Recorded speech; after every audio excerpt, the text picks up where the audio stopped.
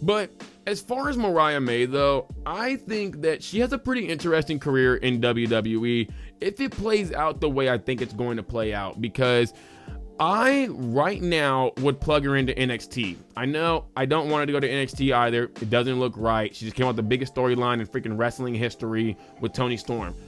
But it makes the most sense. You're not putting her on Raw because Liv Morgan's there. You're not putting her on SmackDown because Tiffany Stratton is there. Yes, Liv Morgan is a bit older than Mariah May, but Liv Morgan is still at her hottest that she's ever been. She's one of the highest merch sellers. I don't think Mariah May is going to come in and just take that immediately, but it is going to affect Liv Morgan nonetheless. And with Tiffany Stratton, I think there's a real world where WWE could slowly transition her character into a different character. But if you put Mariah May on the main roster, whether it be Raw or SmackDown, it's going to affect Tiffany Stratton. And a lot of folk are going to start hopping off of Tiffy time. And Tiffy time is, I hate to admit it, it's money. It's money. Folks love it. Everybody in the crowd doing it. They love the pink, all this stuff. And let's be real, Mariah May and Tiffany Stratton look very much alike. But Tiffy time is not going to be forever, though. This can be something that, you slowly fade away from, let's say for like the next 2 years, and then you eventually give her a new character. That way you're still able to keep Tiffany Stratton as one of your top young athletes, and then you're able to also have Mariah May. So this is why I would start her off in NXT, because there's a faction right there that is tailor-made for her. Fatal Influence. It's literally Toxic Attraction 2.0. You plug out Fallon Henley and you plug in Mariah May, but you don't do it immediately, though. We don't do it like how Judgment Day did with Finn Balor and Edge and all that stuff. No, we already have the issues being put in place with Fallon Henley. So we grab Mariah May, plug her into that group. She's now the 4th member, and then you eventually start having the issues like how you did with Damage Control, to where Mariah May has like a big feud with Fallon Henley, takes out Fallon Henley. She's now the head of the group. Now it's Mariah May, JC Jane, Jasmine Nix.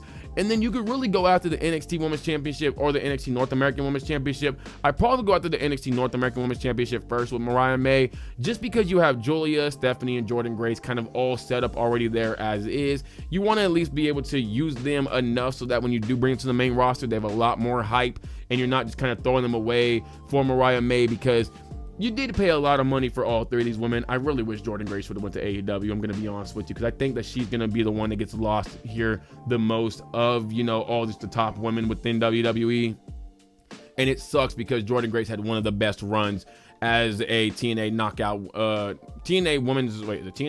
champion. I don't know the exact terminology there. I think it's TNA Knockouts World Champion. Yeah, there we go. TNA Knockouts World Champion. She had an amazing run with it. And I would hate to see her get kind of screwed over, but she might be the odd woman out here. But I think, though, they're still going to at least do Stephanie for the next few months as the NXT Women's Champion.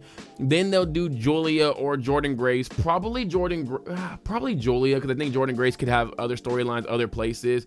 So they would do Julia next. Then they'll probably do a couple more months. So let's say Stephanie runs until, I'm going to go until like July.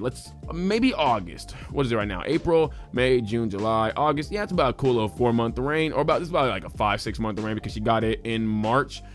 And then you have Julia go from August to September, October, November, December. Maybe go to January, lose it at New Year's Evil to Jordynne Grace, and then you have Jordynne Grace hold it from, let's say, February, March, April, May, June, and then drop it to Mariah May. This could get Jordynne Grace into the main roster. I know I did have a whole storyline of Jordynne Grace being the Royal Rumble winner next year. You can still do that as well if you just don't plan on having her be the NXT Women's Champion, and you kind of just had her down there to, just do whatever. Heck, you could even have her, potentially win the Women's Championship, go to the Royal Rumble, win the Women's Royal Rumble, and then drop the belt before WrestleMania.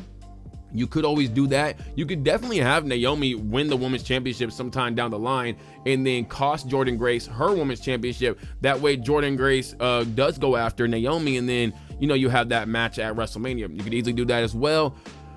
I would probably hold off on Mariah May getting the any big title too soon, because you don't want to just force it. You want to have it be a very smooth transition. So you have her take over Fatal Influence. You have her play that Mandy Rose character. I think she could play it much better than Mandy Rose did. Although, shout out to Mandy Rose, because she did play it really well. And we know that WWE loves to take old storylines that didn't really work that well and try them again with other wrestlers, with much better wrestlers. And I think that this one would work. I think Mariah May would play the character much better than Mandy Rose did. I think JC Jane is still going to be pretty good. Jasmine Nix is the weird one, man, because I don't really like her in the group. I wish it was Gigi Dolan instead of, Jasmine Nix. Maybe they could find a way to transition Jasmine Nix into Fatal Influence and then take out transition Gigi Dolan into Fatal Influence and then take out Jasmine Nix. Maybe you could do that. I'm not really sure how you would do that though, because Gigi does really look good with Tatum Paxley right now and Shotzi. I really like the whole makeup of the group. But if you're, just more high on Fatal Influence being much better if you put Gigi Dolan in place of Jasmine Nix, then you could do that as well. And I think that this could actually be one of WWE's next big heel woman factions, because they kind of do need that. Damage Control was great. Not the greatest heels by any means, but they will be remembered because they did have a really dang good run.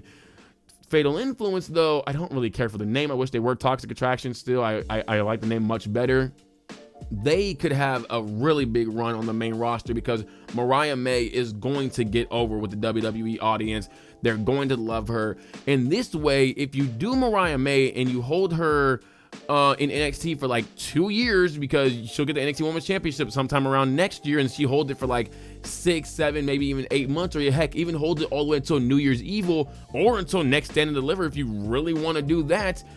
Then, well, actually, that would be like almost 3 years then. But if you do that, that allows for Tiffany Stratton to have, like I said, a slow transition into a new character that's not so the character she is right now. Maybe you even change the hair color up. I'm not really sure. You probably want to because of the pink, or maybe you get rid of the pink. Maybe you transition her to like a more darker character. I don't really know. You find some way to transition your character though. You turn Tatum Paxley into Fallon Henley. My bad. You had Tatum Paxley as Fallon Henley 2.0, and then you turned her into a goth, edgy character. So you could do the exact same thing with Tiffany Stratton as well. Not the whole goth thing, but you can transition your character easily. Then you bring Mariah May up. That way you have Mariah May and Tiffany Stratton, two young, awesome women. And I'm going to say this, I think Tiffany Stratton looked a lot better against Jade Cargill. I don't know if she's feeling under pressure from Mariah May, but I think if she continues to do that, she's going to, at least keep WWE's eyes on her to say, yeah, you might have Mariah May, but you also have me as well. I would definitely love to see something like that from Tiffany Stratton, from Mariah May. I think this will be the best possible route for one Mariah May. I don't think you put her up to the main roster just yet. It's going to be great for her, but you going to be losing a whole lot. And I said it before with Lyra Valkyria. I'll say the exact same thing with Tiffany Stratton. Tiffany Stratton has something that Mariah May does not have, which right now is star power. And if they're able to, just let her go and allow AEW to pick her up, Jesus, that'd be a bad move in my opinion. A bad move in my opinion. I would not allow Tiffany Stratton to go. I know I've been critical of Tiffany Stratton, so you're like, why are you so high on Tiffany Stratton now? It's not that I'm high on Tiffany Stratton. I can see the star power, okay? I'm not an idiot. I can see the star power. I think that she's going to be a superstar, whether it be in WWE or wherever the heck she does end up at. And if AEW gets her and they keep the character, that's going to be just super over the moon. And a lot of those Tiffy Time fans that were in WWE, they are going to come over to AEW if she's still doing the exact same character as well. Heck, even she brings kind of back like her Nepo Baby character a bit more than she does have it right now. That's going to help out a lot too. So yeah, no, if I was WWE, I don't want to be helping WWE out. Y'all know how I feel about WWE. I like it. I don't like, the people in charge and all that stuff. If I'm WWE though, this is what I'm doing with Mariah May. I think it's the best fit for her.